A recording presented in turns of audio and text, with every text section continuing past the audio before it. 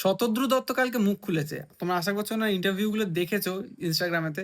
But উনি বলছেন যেগুলো, যে ক্লেমগুলো করছেন সেগুলো শুনে না আমি অবাক। মানে উনি বলছেন যে 20% অফ দ্য টিকিট টিএমসি চেয়ে নিয়েছিল। অরূপ বিশ্বাস চেয়ে নিয়েছিল। তো অরূপ বিশ্বাসের এরকম বাজে বায়না দেখে সে সিএম এর কাছে যায় যে এতটা কি টিকিট দিয়ে দেওয়া যায়? তখন বলছে যে না, তুমি 20% না দাও, 15% দাও। ভাই 15% টিকিট চেয়ে নিয়েছিল টিএমসি। 200 টাকায় জল বিক্রি হচ্ছিল ওখানে, খাবারের দাম তো ভুলেই যাও। একটা ছোট এইটুকু কোকা কোলা দিচ্ছিল তার মধ্যে, সেটার দাম 200 টাকা ছিল। আর যারা জল বিক্রি করছিল তারা বলছে দাদা এখন নিয়ে নাও, এখন জল 200 টাকা, একটু বাদে এটা 400-500 টাকার নিচে আর থাকবে না। কত লুটেছিল ওই অরূপ বিশ্বাসের বাচ্চা।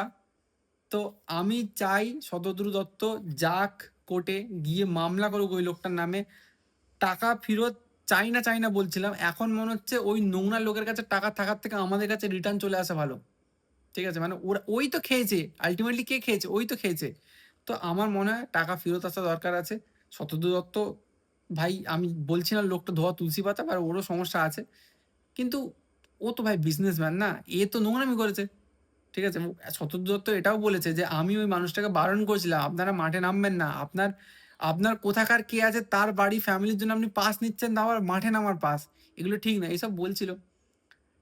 মারতে ইচ্ছা করছে ভাই অরূপ বিশ্বাসকে, হাতের কাছে বলে না আম পাবলিক মেরে ফেলবে।